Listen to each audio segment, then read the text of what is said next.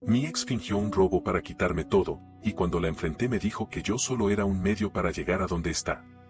Cuando me mudé a Miami, lo hice con la ilusión y la ingenuidad de quien cree que un cambio de ciudad puede limpiar todos los errores del pasado. Soy mexicano, y aunque no quiero entrar en todos los detalles de lo que me trajo aquí, basta con decir que había cosas que necesitaba dejar atrás. Al principio no conocía a nadie, trabajaba en un restaurante pequeño como ayudante de cocina mientras intentaba levantarme económicamente, y cada día era una rutina de sobrevivir, levantarme temprano, tomar el bus, pasar horas entre vapores de comida, llegar a casa agotado, dormir y repetir.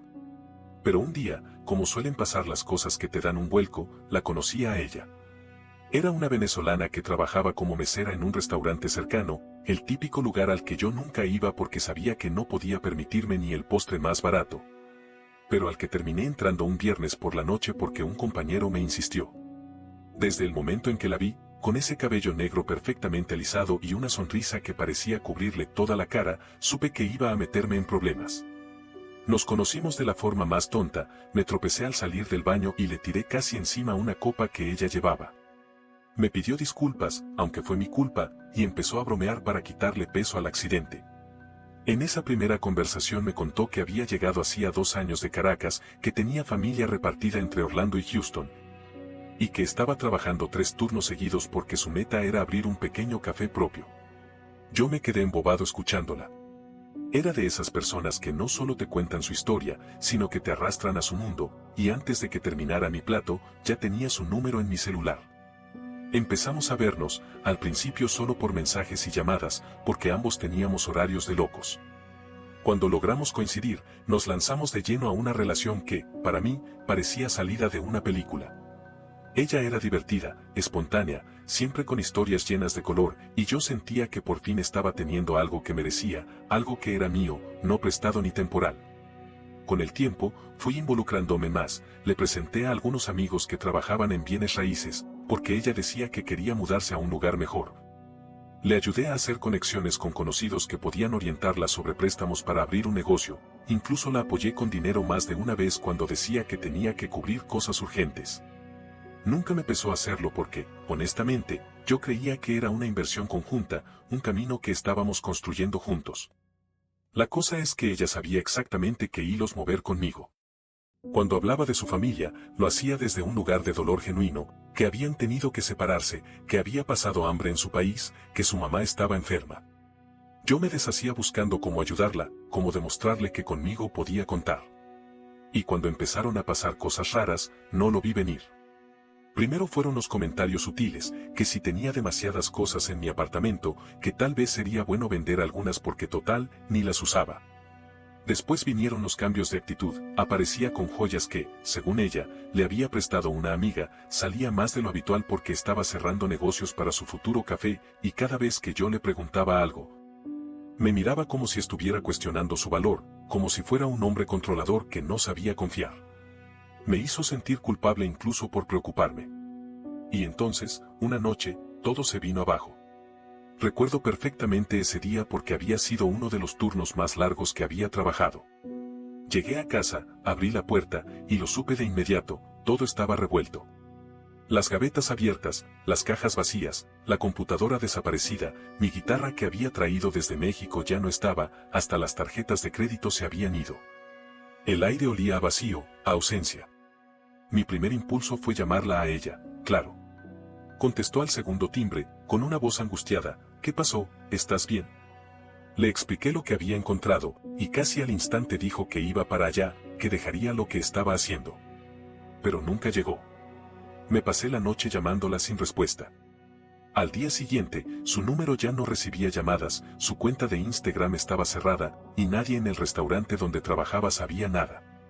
Fue entonces cuando empecé a atar cabos. Los comentarios que había hecho sobre mis cosas, las preguntas que de repente me había hecho sobre dónde guardaba los documentos importantes. Las veces que me convenció de darle acceso a mi computadora porque decía que necesitaba imprimir papeles. Cada pequeño detalle empezó a encajar como piezas de un rompecabezas que yo nunca había querido armar. El verdadero golpe fue cuando fui al banco y descubrí que no solo había vaciado mi cuenta, sino que había intentado abrir una línea de crédito a mi nombre. Ahí entendí que no estaba frente a un simple abandono amoroso. Me habían usado. Yo había sido solo un peldaño en su escalera, un medio para llegar a donde quería. Durante días, sentí una mezcla de rabia y humillación que no sabía cómo manejar. Me miraba al espejo y me preguntaba cómo no lo había visto, cómo había sido tan ingenuo. Pero lo peor era la sensación de que ella iba a seguir su vida como si nada, que yo me quedaría con las manos vacías, mientras ella cosechaba las ganancias de todo lo que me había quitado. Ahí, en ese momento en que la desesperación estaba a punto de tragarme, tomé una decisión: no me iba a quedar quieto. No iba a ser otra víctima más. Si ella creía que podía destruirme y largarse sin consecuencias, estaba muy equivocada. No sabía todavía cómo lo haría, pero iba a reconstruirme y a devolverle cada golpe, uno por uno. Actualización 1. Unas semanas después de que todo estallara, cuando el polvo empezó a asentarse y la conmoción inicial dejó paso a una rabia densa que me comía por dentro, decidí que ya no podía seguir paralizado. Al principio había pasado los días sin rumbo, apenas comía, apenas dormía, revisaba compulsivamente mi teléfono esperando alguna notificación, un mensaje, algo que me diera una pista de dónde estaba ella. Pero nada llegaba. Me sentía como si estuviera cayendo en un pozo del que no podía salir. Pero un día, mientras repasaba por enésima vez los extractos bancarios y los documentos revueltos que había dejado el supuesto robo, entendí que tenía que dejar de lamentarme. Necesitaba recuperar el control de mi vida y, más aún, tenía que asegurarme de que ella no siguiera adelante como si nada. Si bien no tenía mucho dinero ni poder, me quedaba algo que ella había subestimado: mi terquedad, esa necedad mexicana que me había sacado adelante incluso cuando todo parecía en mi contra. Empecé por lo básico, ordené todos los papeles que tenía, armé una carpeta donde fui metiendo copias de las transacciones sospechosas, las capturas de pantalla de mensajes antiguos, los pocos correos que quedaban donde ella había interactuado con mis contactos. Revisé minuciosamente cada recibo, cada número, cada registro bancario. Descubrí que no solo me había quitado dinero directamente, sino que había abierto nuevas cuentas usando mis datos y había pedido préstamos pequeños, rápidos, que después nunca pagó. Me di cuenta de que todo esto no había sido un impulso, no había sido un robo improvisado, ella llevaba meses planeando esto. Lo entendí cuando encontré una solicitud de tarjeta que yo nunca había hecho, firmada con mi nombre, enviada justo el mes en que empezó a presionarme para que le dejara usar mi computadora. El peso de esa traición me aplastó por un momento. Me quedé sentado frente a la mesa, con los papeles desparramados, sintiendo cómo me temblaban las manos. Pero también ahí, en ese instante oscuro, algo en mí se endureció. Si ella pensaba que iba a desaparecer sin dejar rastro, estaba muy equivocada. Después de armar todo lo que tenía, hablé con un amigo que conocía del restaurante donde trabajaba antes de mudarme a Miami. Él me conectó con un abogado joven, no de esos grandes bufetes que cobran fortunas, sino uno independiente, alguien que sabía moverse en los casos pequeños pero jugosos. Esos donde se necesitaba astucia más que grandes recursos. Le conté mi historia, sin ocultar nada, incluso le confesé mi propia vergüenza por haber sido tan ingenuo. Él me escuchó atentamente y me dijo algo que, aunque duro, me puso los pies en la tierra: esto iba a ser un proceso lento, doloroso, porque las autoridades no siempre mueven rápido en casos de fraude personal. Pero si yo estaba dispuesto a seguir adelante, había caminos. Le entregué todos los documentos, cada copia, cada recibo, y empezamos a armar el caso. Mientras él se encargaba del aspecto legal, yo me dediqué a rastrear lo que pudiera por mi cuenta. No fue fácil, pero empecé a contactarme con conocidos comunes, a revisar redes sociales desde cuentas falsas, a seguir pistas que al principio parecían insignificantes. Descubrí que, aunque ella había cerrado sus cuentas principales, seguía activa bajo otros nombres, usando nuevas identidades digitales, montando la imagen de una emprendedora vibrante. Una mujer que había salido adelante por su cuenta. Cada publicación, cada historia que encontraba, me revolvía el estómago, pero también me alimentaba la determinación. Ella estaba empezando a construir una nueva red de contactos usando mi nombre como carta de presentación, vendiendo la historia de que yo la había ayudado a empezar, que juntos habíamos tenido éxito. Pero que ahora ella era quien se movía por su cuenta, buscando inversores para abrir negocios. Era como si estuviera usando cada pedazo de mí para seguir escalando. Empecé a guardar cada publicación, cada foto, cada pequeño indicio que pudiera servir más adelante. Sabía que no podía enfrentarla directamente todavía, porque eso solo le daría tiempo de desaparecer de nuevo, pero mientras tanto, me preparaba. El abogado me explicó que necesitábamos demostrar un patrón de conducta, que no bastaba con decir que me había robado una vez, teníamos que probar que estaba usando mi identidad para seguir cometiendo fraude. Así que cada noche, después del trabajo, me encerraba frente a la computadora, repasando cada detalle como si mi vida dependiera de ello. No fue fácil, porque había momentos en que me derrumbaba, en que me preguntaba si valía la pena todo ese esfuerzo, si no sería mejor dejarlo atrás y concentrarme en rehacer mi vida. Pero siempre volvía a esa imagen, ella mirándome con frialdad, diciéndome que yo solo había sido un medio, que nunca me había querido, que solo había sido útil hasta que dejó de necesitarme. Esa herida abierta era mi motor. Un día, después de semanas de búsqueda, di con algo que lo cambió todo. Un conocido que trabajaba en eventos privados me dijo que la había visto en una fiesta exclusiva, presentándose como socia de una marca pequeña de café artesanal, diciendo que estaba expandiendo su negocio gracias a los contactos que había hecho en Miami. Cuando me mostró una foto de ese evento, casi no la reconocí. Estaba más arreglada, más pulida, rodeada de gente importante, vendiendo una imagen de éxito que ni de cerca se parecía a la mujer que había conocido yo. Pero ahí estaba, usando el prestigio que había sacado de mí, posando como una mujer hecha a sí misma. Esa noche, mientras miraba la pantalla, sentí que algo en mí se alineaba. Tenía las pruebas, tenía la motivación y tenía el objetivo claro. Ella no iba a seguir construyendo sobre mis ruinas. No mientras yo respirara. Actualización 2. Unos meses más tarde, cuando ya había acumulado más pruebas de las que nunca pensé que podría reunir, me encontraba en una mezcla constante de cansancio y adrenalina. Era como si estuviera viviendo una doble vida. Por un lado, seguía trabajando en la cocina, con mis turnos largos, el sudor pegándose a la piel. Los dolores en la espalda y los pies que me recordaban que todavía estaba en el mismo lugar de siempre.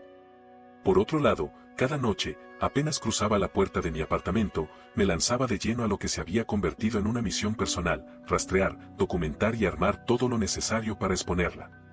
Mi abogado, que al principio parecía algo escéptico sobre si lograríamos algo, empezó a mostrarse sorprendido con todo lo que yo llevaba encontrando.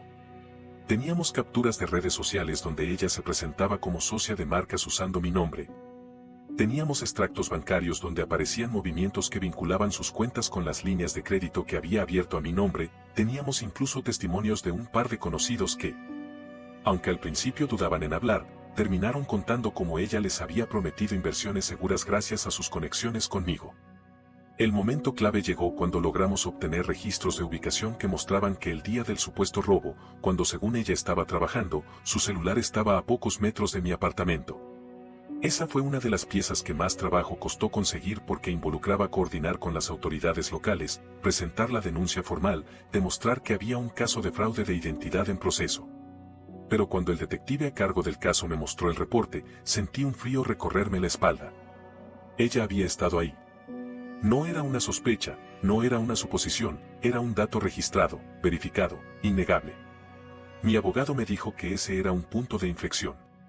Ahora ya no solo teníamos sospechas y documentos, teníamos pruebas concretas que la vinculaban directamente al crimen. Mientras todo esto avanzaba, yo seguía recopilando cada pedacito de evidencia posible. No fue fácil mantenerme enfocado porque, honestamente, había días en que la frustración me superaba. Había noches en que me acostaba pensando en cómo ella debía estar durmiendo tranquila en algún lugar, disfrutando de todo lo que me había quitado, mientras yo apenas lograba mantenerme a flote. Tenía que trabajar más horas para cubrir los huecos que me había dejado, había perdido amistades que ya no querían involucrarse, y emocionalmente estaba desgastado al punto de sentirme vacío. Pero cada vez que pensaba en rendirme, volvía a esa última conversación que tuvimos, cuando me dijo con esa calma insoportable que yo solo había sido un medio, que no había significado nada. Esa humillación me mantenía en pie, me daba fuerzas para seguir. Uno de los momentos más difíciles fue cuando descubrí que había intentado estafar a un conocido mío, alguien que yo había presentado como amigo, vendiéndole la idea de una franquicia de café que jamás había existido. Cuando ese conocido me escribió, diciéndome que había invertido una suma considerable creyendo en su proyecto, sentí una mezcla de culpa y rabia tan intensa que tuve que salir a caminar durante horas solo para no romper algo en mi apartamento. Le prometí que estaba haciendo todo lo posible por desenmascararla, que no iba a quedar impune, y aunque él me agradeció, pude notar en su voz la decepción, la sensación de traición que yo conocía demasiado bien.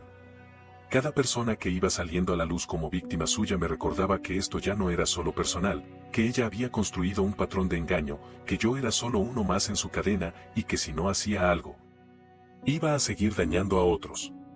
El abogado empezó a armar la demanda formal por fraude y daños, explicándome paso a paso lo que implicaba. Sabía que las cosas legales en Estados Unidos podían ser lentas, especialmente cuando no se trataba de una figura pública ni de un caso multimillonario, pero me aseguré de no dejar ningún cabo suelto. Llevé copias de cada conversación, registros de cada interacción, incluso declaraciones escritas de conocidos que querían aportar su testimonio. Fue un proceso agotador porque cada detalle importaba, cada nombre mal escrito, cada documento incompleto podía ser usado en nuestra contra. Me di cuenta de que ella había sido meticulosa al construir su engaño, pero yo estaba dispuesto a ser aún más meticuloso para destruirlo. Mientras tanto, mis noches se llenaban de pequeñas victorias, una pista nueva aquí, un testimonio nuevo allá, un dato financiero que antes se nos había pasado por alto. El detective asignado empezó a verme no solo como una víctima desesperada, sino como alguien que estaba comprometido de verdad con armar el caso. Incluso me dijo una noche, casi en tono de broma, que había personas pagadas que hacían menos trabajo que yo. Yo solo le respondí que esto no era por dinero, que esto era por mí, por recuperar mi nombre, mi dignidad, por demostrarle a esa mujer que había elegido al hombre equivocado para engañar. Sabía que todavía quedaba mucho por hacer, que el camino legal era largo, pero cada avance me acercaba un poco más a ese momento en que ella tendría que enfrentar las consecuencias. Y yo iba a estar ahí para verlo, para asegurarme de que no pudiera escapar. Actualización 3. Unos meses más tarde, cuando ya había avanzado bastante el proceso legal y mi abogado me decía que lo peor había pasado, empezó la parte más delicada, enfrentarla cara a cara. Hasta ese momento, todo lo que había hecho había sido desde la distancia, acumulando pruebas, contactando testigos, revisando documentos, pero no había tenido que mirarla a los ojos ni plantarme frente a ella. Sin embargo, cuando el abogado sugirió que sería estratégico hacerle llegar una propuesta de acuerdo extrajudicial para presionarla, entendí que había llegado el momento de mover ficha directamente. No era una oferta para perdonarla ni para rendirme, era, más bien, un anzuelo.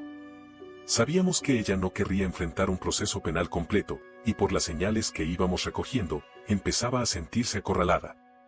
Estaba cerrando sus redes, desapareciendo de los círculos donde antes se movía con tanta facilidad, y por eso, el abogado planteó que si la hacíamos venir a una reunión bajo el pretexto de negociar, podríamos obtener una prueba clave, su reacción directa, su aceptación implícita, cualquier gesto que demostrara que sabía lo que había hecho. Preparar ese encuentro fue uno de los procesos más tensos que he vivido. Cada noche repasaba en mi cabeza cómo iba a hacer, qué iba a decirle, cómo iba a mantener la calma. Me daba miedo quebrarme, soltarle en la cara toda la rabia acumulada, pero al mismo tiempo sabía que tenía que ser estratégico, frío, calculador, como ella lo había sido. Coordinamos el encuentro en un café neutral, uno donde no hubiera posibilidad de que alguien interviniera de manera inesperada. El abogado insistió en que no fuera solo, así que un colega suyo se sentó no muy lejos, fingiendo estar ocupado con su computadora, para grabar discretamente el encuentro. Yo, por mi parte, llevaba una pequeña grabadora en el bolsillo, asegurándome de que cada palabra quedara registrada. Cuando la vi entrar, sentí un nudo en la garganta que apenas pude disimular. Estaba distinta, más arreglada, más elegante, como si estuviera interpretando un papel, pero sus ojos seguían siendo los mismos, esa mezcla de arrogancia y cálculo que tanto había aprendido a reconocer. Se sentó frente a mí con una sonrisa ligera, como si no pasara nada, como si no nos debiéramos una conversación cargada de cuentas pendientes. Yo le dije que quería hablar sobre lo que había pasado, que había descubierto todas las transacciones, todos los movimientos ilegales, y que antes de llevarlo a juicio completo, quería escuchar su versión. Ella, sin perder la sonrisa, empezó a decirme que todo había sido un malentendido, que yo estaba exagerando, que si la hubiera buscado antes podríamos haberlo solucionado de otra manera. Fue entonces cuando, sin levantar la voz, le solté cada prueba, la ubicación de su teléfono el día del robo, las cuentas abiertas a mi nombre, las inversiones fraudulentas que había hecho usando mis contactos.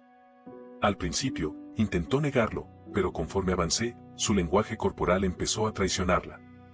Desvió la mirada, se cruzó de brazos, su tono se volvió más áspero. Hubo un momento, y lo recuerdo perfectamente porque fue como un destello que se quedó grabado en mi memoria, en que dejó caer la fachada. Me miró directamente, con una mezcla de desprecio y cansancio, y dijo algo que hasta hoy resuena en mi cabeza, que yo nunca había sido más que un medio, que si había pensado que me quería de verdad, era porque no entendía cómo funcionaba el mundo. Me lo dijo como quien da una última estocada, como quien cree que así ganará el último asalto. Yo no dije nada. Solo asentí lentamente, agradecí por la conversación y me levanté. Sentí que mi corazón latía tan fuerte que era imposible que ella no lo oyera, pero por fuera, me mantuve en calma. Sabía que la grabación que llevaba en el bolsillo era el trofeo que había estado buscando durante meses. Cuando salí de ahí, me quedé un rato en el estacionamiento del lugar, respirando hondo, tratando de ordenar mis pensamientos. No era fácil digerir todo lo que había pasado, no era fácil aceptar que alguien a quien había amado de verdad había sido capaz de ese nivel de manipulación. Pero al mismo tiempo, algo en mí se sentía en paz. No porque la guerra estuviera ganada, porque todavía quedaba mucho camino legal por recorrer, sino porque ya no era la víctima paralizada del principio, el hombre que se sentía humillado y derrotado. Ahora era alguien que había logrado enfrentarse a su verdugo y había salido fortalecido. Esa noche, cuando me reuní con el abogado para entregarle la grabación, noté que su actitud había cambiado. Por primera vez desde que comenzamos el proceso, me miró con una sonrisa pequeña, casi imperceptible, y me dijo que habíamos cruzado un umbral importante. No era garantía de victoria, claro, porque nada en este tipo de procesos lo es, pero ahora teníamos algo sólido, algo que podía inclinar la balanza a nuestro favor. Mientras regresaba a casa, sintiéndome agotado pero satisfecho, me di cuenta de que esta historia, que había empezado como un desastre personal, estaba empezando a transformarse en algo mucho más grande, una lección. Una venganza bien construida, un recordatorio de que, a veces, el que parece más débil es el que da el golpe final. Y yo estaba decidido a asegurarme de que ese golpe fuera el más certero de todos. Actualización 4. Unas semanas después de aquella reunión, cuando ya habíamos incorporado la grabación como prueba formal al expediente, el proceso legal empezó a moverse con un ritmo que al principio me parecía casi imposible. El abogado, que hasta entonces había sido cauto, empezó a mostrarse más confiado, no porque creyera que ganaríamos fácilmente, sino porque sabía que estábamos jugando con piezas fuertes. Algo que pocas víctimas de fraude logran conseguir. Recuerdo claramente cuando me explicó que lo que más complicaba estos casos era probar intencionalidad, porque los estafadores siempre se esconden detrás de excusas, errores, malentendidos aparentes. Pero que la grabación donde ella misma reconocía, con esas palabras suyas tan claras, que yo solo había sido un medio, era un regalo legal que muy pocos demandantes obtenían. Eso no significaba que ella fuera a rendirse de inmediato, claro que no, pero era una herramienta poderosa que podíamos usar para presionar. La siguiente etapa fue llevar el caso a la Corte Civil, y cuando se emitió la citación para comparecer, fue como si todo el trabajo de meses cobrara un peso real. Me acuerdo de estar sentado en la sala del abogado, repasando los documentos, las copias de las transacciones, los registros de ubicación, los testimonios escritos de quienes habían sido engañados por ella. Y sentir un vértigo en el pecho, como si estuviera a punto de saltar al vacío. No era solo un tema de dinero, no era solo recuperar lo que me había robado, era una cuestión de honor, de limpiar mi nombre. De demostrar que no me había dejado aplastar por alguien que creyó que podía usarme como un escalón más. El abogado me insistía en que mantuviera las expectativas realistas, porque incluso con todo lo que teníamos, los tiempos judiciales en Estados Unidos son complicados, los recursos legales que ella podría usar eran muchos. Y siempre existía la posibilidad de que intentara negociar a última hora para evitar el daño público. Yo le dije que entendía, pero que no estaba buscando un acuerdo blando. Quería justicia, y quería que cada paso quedara registrado para que no pudiera repetir esto con otra persona. El día de la audiencia fue uno de los más tensos que he vivido. Me levanté temprano, no porque tuviera que hacerlo, sino porque el insomnio no me había dejado dormir bien. Me vestí con ropa sencilla pero formal, queriendo mostrarme entero aunque por dentro estuviera hecho un manojo de nervios. Cuando llegué al juzgado, verla allí, sentada junto a su abogado, fue como recibir un puñetazo en el estómago. Estaba distinta a la mujer que había conocido, menos confiada, más rígida, con un aire de incomodidad que no había mostrado nunca. Durante todo el proceso, mantuvo la cabeza alta, intentó responder las preguntas con calma, pero había momentos en que sus gestos la traicionaban, desviaba la mirada, apretaba los labios. Tamborileaba los dedos sobre la mesa. Yo, Mientras tanto, trataba de mantenerme sereno, respirando profundamente, recordándome que había llegado hasta allí por una razón y que no podía quebrarme ahora. Cuando el juez empezó a revisar las pruebas, pude ver el impacto en la sala. El detalle de las transacciones, los testimonios cruzados, los registros de ubicación, todo pintaba un cuadro que era imposible disimular. Pero lo que realmente marcó la diferencia fue la grabación. Cuando la reprodujeron, cuando se escuchó claramente su voz diciendo que yo solo había sido un medio, que no me había querido nunca, que todo había sido para alcanzar sus metas, noté cómo el ambiente cambiaba. Incluso su propio abogado hizo una mueca, probablemente dándose cuenta de que aquello iba a ser muy difícil de justificar. Ella, por su parte, se puso tensa, como si no pudiera creer que yo hubiera guardado algo así. En ese momento, mientras la miraba, entendí que, por primera vez, no era yo quien estaba a la defensiva. Era ella. Al salir del juzgado ese día, mi abogado me explicó que el caso iba bien encaminado, que las probabilidades de obtener una restitución eran altas. Pero que lo más significativo era el impacto legal que tendría en su historial. Con las pruebas presentadas, ella quedaba marcada, no solo con una multa económica, sino con antecedentes que afectarían cualquier intento futuro de abrir negocios, de presentarse como una emprendedora limpia. De seguir vendiendo esa imagen de mujer hecha a sí misma. Mientras caminaba por las escaleras del edificio, con los papeles en la mano y el corazón todavía latiéndome con fuerza, sentí una mezcla extraña de alivio y vacío. Había luchado durante meses por llegar a este punto, había puesto cada pedazo de energía en construir este caso, pero ahora que estaba ahí, ahora que veía a lo lejos la posibilidad de justicia, me daba cuenta de cuánto había dejado en el camino, amistades rotas, noches en vela, sueños postergados, incluso parte de mí mismo. Esa noche, sentado en el sillón del apartamento, mirando las paredes vacías donde antes colgaban cosas que ella se había llevado, pensé en todo lo que había perdido y en todo lo que había aprendido. No era solo una historia de venganza, no era solo un ajuste de cuentas. Era también una historia de reconstrucción, de cómo un hombre roto, humillado y robado, había decidido no quedarse en el suelo, había decidido que su historia no iba a terminar en el papel de víctima. Y aunque todavía faltaba el golpe final, aunque sabía que el proceso no estaba cerrado, me prometí a mí mismo que no importaba cuánto más tardara, iba a llegar hasta el final. Porque algunas batallas no se pelean solo por recuperar lo que te quitaron, sino por demostrarte a ti mismo que eres capaz de levantarte después del golpe. Y yo estaba más decidido que nunca a hacerlo. Actualización final. Unos meses después, cuando finalmente llegó la notificación de la sentencia definitiva, me encontraba en un estado extraño, como si flotara entre la incredulidad y el agotamiento. Habían pasado tantas cosas desde el día en que descubrí que ella me había robado, desde esas noches sin dormir juntando pruebas, desde las reuniones con el abogado. Desde las audiencias tensas en las que me había forzado a mantener la calma mientras escuchaba cada intento de excusa de su parte. Era como si mi vida se hubiera dividido en dos, el antes de ella y el después de la demanda. Recibí el correo electrónico del abogado con la resolución y estuve mirándolo largo rato antes de abrirlo, dejando que la respiración se acomodara, tratando de prepararme para lo que fuera que estuviera escrito allí. Cuando por fin me atreví a leerlo, sentí un nudo en la garganta que me apretaba desde adentro, porque ahí estaba, la orden de restitución completa, la obligación de compensación por daños. La confirmación de que sus antecedentes quedaban manchados de forma oficial y que cualquier intento suyo de continuar operando como antes iba a encontrarse con un muro legal. Llamé al abogado apenas terminé de leer, más para escuchar su voz y confirmar que no estaba malinterpretando algo que por otra cosa. Él me explicó los detalles, los pasos que seguirían, las posibles apelaciones, pero también dejó claro que, en esencia, habíamos ganado. No fue una conversación emotiva ni grandilocuente, fue más bien práctica, sobria, porque ambos sabíamos que las victorias legales rara vez son como en las películas, llenas de aplausos y dramatismo. Sin embargo, cuando colgué, me permití un momento de silencio total, un momento en que me senté frente a la ventana, mirando las luces de la ciudad, dejando que cayera el peso de todo lo que había atravesado. No pude evitar recordar el primer día que la vi, aquella sonrisa suya que me pareció encantadora, la forma en que me había dejado envolver por sus palabras, por sus sueños, por su historia. Recordé también la voz cortante con la que me había dicho que nunca había sido más que un medio, que yo no era más que una pieza útil que había quedado obsoleta.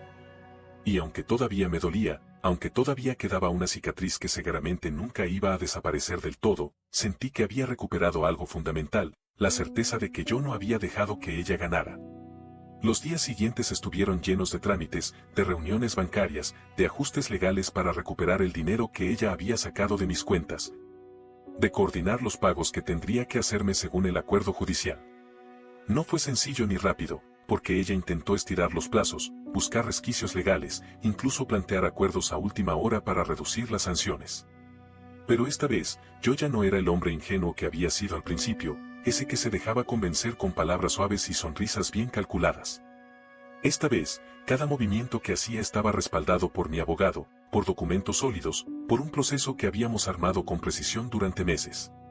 Cada intento de ella por negociar fue rechazado cuidadosamente, dejando claro que ya no había espacio para escapatorias. Era extraño ver cómo alguien que antes parecía tan segura de sí misma empezaba a desmoronarse, a mostrar grietas, a darse cuenta de que había llegado a un punto donde ya no podía improvisar ni manipular. Un día, mientras firmaba uno de los documentos finales en la oficina del abogado, me preguntó qué pensaba hacer después de todo esto, ahora que por fin estaba cerrando el capítulo. Me quedé callado unos segundos, porque la verdad era que no lo sabía. Durante tanto tiempo había estado enfocado en la venganza, en la justicia, en recuperar lo que me habían quitado, que no había pensado mucho en lo que vendría después. Pero mientras lo meditaba, me di cuenta de algo: había sobrevivido. Me había levantado después de ser traicionado, robado y humillado, había armado un caso sólido, había enfrentado cara a cara a quien me había hecho daño, y había logrado algo que muchos no logran: que esa persona pagara las consecuencias. Eso, por sí solo, ya era una victoria que valía más que cualquier cifra económica. Al final, cuando el último pago fue transferido y el abogado me confirmó que legalmente estaba todo cerrado, me tomé una tarde libre, algo que no hacía desde hacía mucho tiempo. Caminé por la ciudad, por las calles donde antes paseaba con ella, por los cafés donde habíamos soñado juntos con un futuro que nunca existió, y sentí una mezcla de nostalgia y alivio.